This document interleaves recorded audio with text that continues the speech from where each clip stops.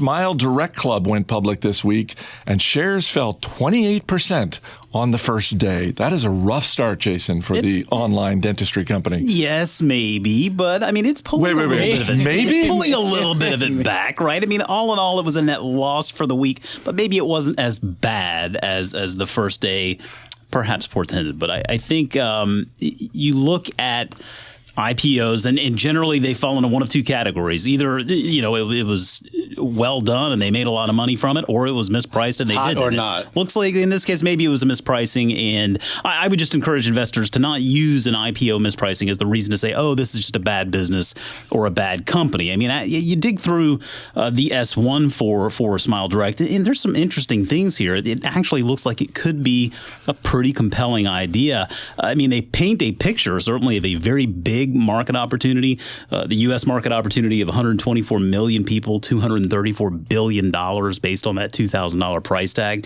And if you expand that out globally, obviously it gets much larger. I do like the value proposition versus the traditional orthodontic model.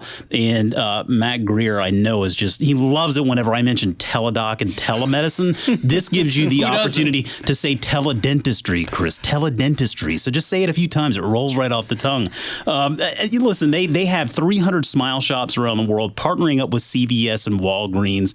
You can either get this thing done through the mail, or you can actually go to one of those smile shops and see an orthodontist in their network.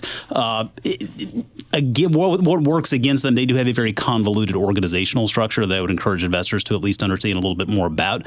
But all in all, again, I think you don't look at a bungled IPO as necessarily a sign of a bad business. It was obviously a bad IPO and not the best start, but it's an interesting business, I think, from a number of angles. Yeah. Great business. Back to the IPO for a second. Am I right that they priced higher than the indicated range, and then the stock got slammed? That's how it appears. That's an investment banking bungle to the 10th degree. That's how it appears. That's a terrible pricing of an And IPO. didn't they raise the range up a little bit, too, from what was originally reported, right? Somebody did not read the demand correctly on this one, and that's a big deal. You don't often see that.